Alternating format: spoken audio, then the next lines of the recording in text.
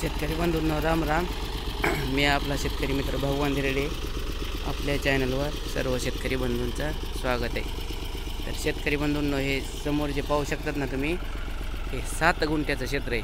आपण काय केलं तर माहिती का, सर्वात सुरुवातीला जे व्हिडिओ टाकला होता का, आपलं चॅनल सुरू केलं तेव्हा ते व्हिडिओ घेतलाच आहे.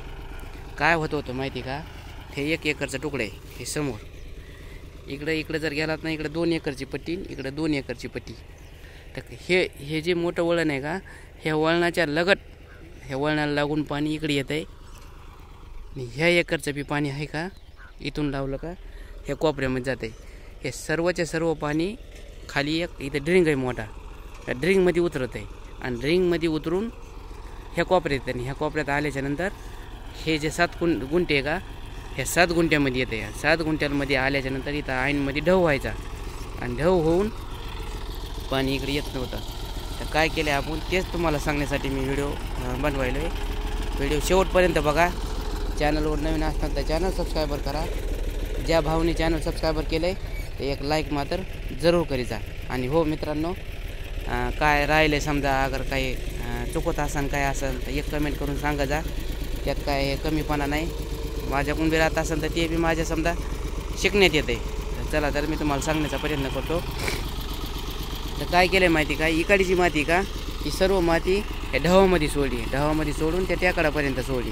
कारण कशामुळं माहिती का, तिकून पाणी निघलं की डायरेक्ट हे सौर ऊर्जा आहे का, हे सौर ऊर्जाला अगदी धडक आणली पाहिजे. म्हणजे सर्वच्या सर्व आपलं रान भिजणार आहे. पहिलं जे टेकाड आहे का, त्या बघा ते इरीपाशी नेलं आहे. आणि काही माती विकून आणली.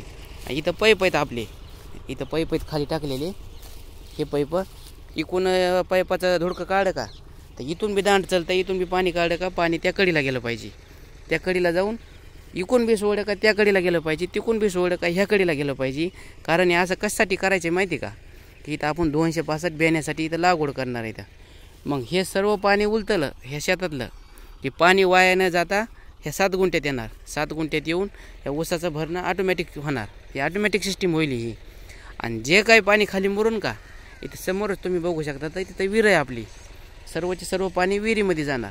म्हणजे काय होणार माहिती का, एक तर पाण्याची बचत होणार, दुसरी गोष्ट आपल्या ऊसाचं भरणं होणार, आणि तिसरी गोष्ट आपलं इथं जे ऊस लावतात का आपण, ह्याच्या अगोदर आपण समजा लय मोठी पिकं लावले. कोणी म्हणलं समजा जवस लावा, कोणी म्हणलं ज्वारी प्यारा, कोणी म्हणलं साळ प्यारा.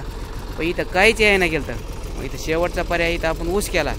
आणि ऊस करून ऊसामध्ये जमलं आहे. ऊसाने म्हणायला इतकंच राहणं आहे. पण ह्याच्या जेव्हा आपण ऊस बिला मोठा काढला आहे आणि खाली 3 एकरचं जे भरणं होतं का, ऊसाचं बियाणं होतं का, 3 एकरला बियाणं जाऊन कारखान्याला बी गेला. म्हणजे इथं कमी जास्त बघा 7-8 टन ऊस निघत आहे.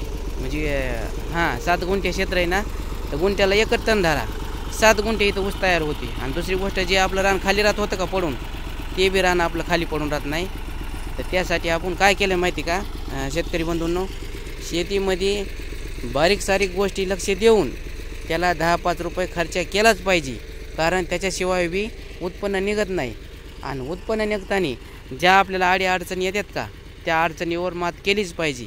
नाही तर नुसतं आपण समजा शेती करतो, शेतीमध्ये समजा निवळच बघायचं नाही. समजा कुठं पाणी चाललं आहे, काय व्हायलं आहे, वाटोळ व्हायला काय व्हायलं आहे. एक गोष्ट मी जरूर तुम्हाला सांगावीशी वाटते. 4 वर्ष झालं बरं का. आता आपण बागायती नव्हती, अगोदर कोरडवाहू होती, आता सर्व बागायती झाली. पण कधीच पाण्याचा म्हणजे नाश केला नाही बरं का. कारण कशामुळं माहिती का, जे आज पाणी आपण हे करणार आहेत का बचत, कारण हे एप्रिल-मे मध्ये त्या पाण्याचे आपल्याला हे होणार आहे, म्हणजे फायदा होणार आहे. आपली बचत केलेलं आपल्याला वापरायला भेटणार आहे. पाणी बी जपूनच असतं आहे, वापसा कंडिशनवरच असतं आहे. कारण त्याच्याशिवाय बी पिकं येत नाहीत बरं का. तर हे काम आता बऱ्याच दिवसांनी आपल्या मनात होतं. इथला 3ऱ्या वर्षीचा खोडा ऊस होता 8,005. यंदा बी इथं मला वाटतं बघा, इथं 2 टायर गेलेत. म्हणजे इथं दुसऱ्या वर्षीला 4-5 टन इथं यंदा बी ऊस निघला आहे. आणि ट्रॅक्टरचा योग आलता. वरी बी आपण केलं आहे बघा, वरी बी इथं वाट बनविली. ती वाट आपण एखाद्या दिवशीनी नाही तर एखादा व्हिडिओ बनवतो मी त्याचा बी. तुम्ही मात्र एक कमेंट जरूर करी जा. तर शेतकरी बंधूंनो, हे कसं काय नियोजन वाटलं तुम्हाला, एक कमेंट जरूर करा. चॅनलवर नवीन असताना तर चॅनल सबस्क्रायबर करा. भेटू आपण अशीच काही ना काही नवीन माहिती घेऊन. तोपर्यंत धन्यवाद.